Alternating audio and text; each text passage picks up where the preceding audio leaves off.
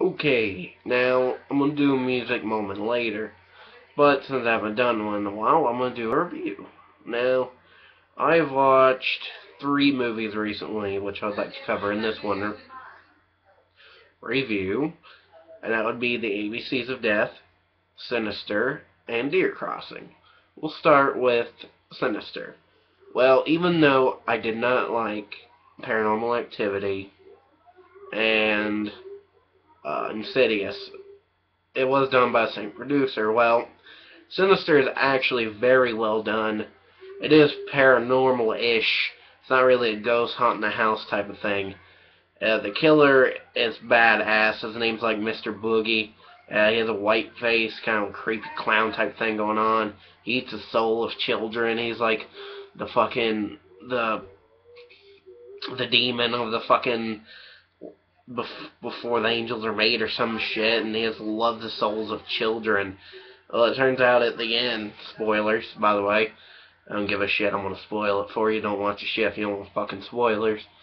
The children, he actually possesses them, and the children actually kill all the family members, and then he takes them away, and swallows their soul. Yeah. I swallow your soul, I swallow your soul. No. Okay. Next I want to do ABCs of Death. Now, being that there's 26, it's an anthology film. There was 26 different directors to work on this with 26 different stories.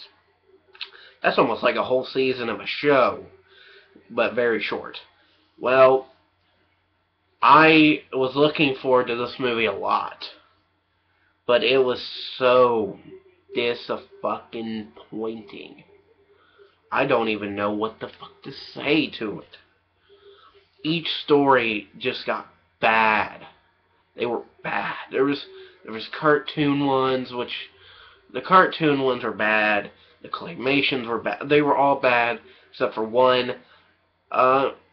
Yeah, the best one is called Dog Fighting, and it's this guy and he puts on boxing gloves. And apparently now dog fighting is a guy fighting a dog with he's boxing. Well, it was in slow mo. The entire thing was in slow motion. And he just punches like the dog, and you can see him like punching the dog, and the dog biting him. It's all in slow motion, and it looks awesome. Well, it turns out the dog wins, and at the end he has his mouth around the guy's throat, and the guy says something before he tears his throat, and the dog stops. And he looks up the guy who runs the fighting, and he lets go of the guy's throat, and the guy stands up. Well, it turns out that this guy is the owner of the dog that the fucking fighting guy stole from. So, yeah, the guy who was punching the dog didn't want to, but he had to because he only had to get inside this fighting ring thing so he could get his dog back. Well, it turns out that at the end, the guy fucking beats the shit out of the guy who stole his dog, and then the dog tears the guy's throat out. That was the best story. And that's sad, because to be honest, that's not even that great. It's just the fact that that was the best fucking story. The rest were all just bad. The Japanese ones were, oh my god, were they fucking horrible. Now, I'm not a big Japanese horror movie watcher for the fact that they're always ridiculous and over the top, and most of the time make no sense at all. And these were the same. There's one, F, because a Japanese guy got F. It was F for fart.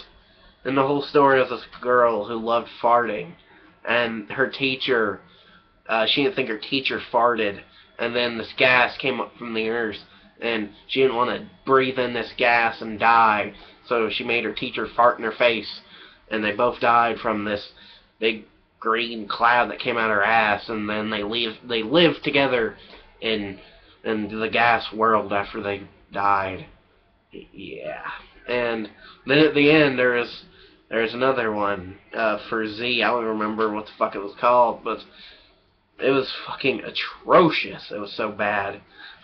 This is a random story of the Japanese were now half American, and this Japanese reporter like goes in and gets killed by these bees, and this Nazi Japanese woman has like a giant dick and it has a metal thing sticking out the end. She like kills somebody with it, and the reporter comes back and that fights her, and then the fucking thing, like, they fight, and she cuts the dick into, and, oh god, okay, like, it's so stupid, and the woman, like, because apparently they're making stew at the same time this is all going on, and she puts, like, carrots on her vagina, and she shoots them at the woman, and as she's shooting them, the woman's taking the giant dick, and she's cutting them up with the blade that comes out the hole. It's bad. It is fucking terrible. Like, the movie, at least it has the redeeming factor was dogfight, and, you know, Quack was a good one. The whole story was these guys didn't know what to do, so they were gonna make like a snuff film where they shot a duck on camera, and when neither one wanted to shoot the duck, so they ended up shooting each other by accident, and that was cool. But now that was bad. But the worst movie I have ever probably seen in my life was Deer Crossing. First of all, Doug Bradley was in it, you know, Hellraiser. But, oh man, if there's a way that I could fucking rewind and take that shit back from my memory, I would. It was bad. Well, first of all, at the beginning, we get a taste of what the movie's going to be. Unentertaining, kind of like a torture type thing where he makes her eat mush or some shit. Then the movie starts, and they're driving along a highway. She crashes into a tree. She has big tits. He takes her away and locks her in a barn. Oh, and this is like a redneck thing. It's a fucking old man redneck beer. I'm an old man redneck beer guy. Takes her away and fucking takes a little kid and keeps the bitch in the fucking shed and makes the kid grow up. It's kind of like bereavement in a way, but there's a mother.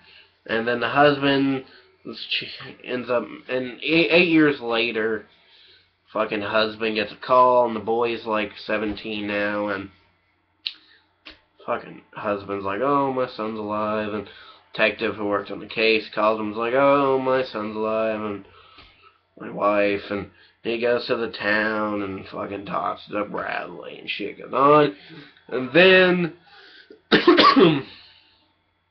the most random fucking scene I've ever seen in a horror film. Sitting there watching it, and then it goes into this fucking barbershop type thing, beauty shop, and then there's a gay sex scene. The most random shit I've ever seen. Just came out of nowhere. And then, because the guy wouldn't stop having sex with the other guy, this other guy runs in and threatens him because, oh, it's just this long, stupid story. And then he says his mama's his best friend or some shit. And then the guy who he's threatening asks him to put his fucking butt plug back in. And, oh, God, it was so bad. Well, anyway, it continues on. Same shit. Sheriff's gonna look. Blah, blah, blah. Then at the end, the fucking girl, the woman escapes. She sees the son. She's like, oh, my son's alive. And they hug. And she runs off, and the old fucking redneck man shoots her in the back. And the boy picks up a rifle, like, you shot my mom. And he's like, oh, do it, pussy. And he shoots the old man. Take the kid to mental hospital or whatever, and he's being questioned by fucking Child Protective Services or counselor or some shit. And she is bad acting. She's a bitch. And then it shows a flashback of the kid on one of his birthdays, and how they tied the woman in the fucking thing up to a chair, and he ended up having sex with his mom because he didn't know it was his mom. But apparently she did, I guess, because she touches his hand, and she has a feeling or something. It was bad. Alright, ABC's a death. At least it was a lot of bad stories, followed by maybe 1 or 2 decent ones. This was just bad all the way around. There was no redeeming factor. It was bad. Alright, thank you very much.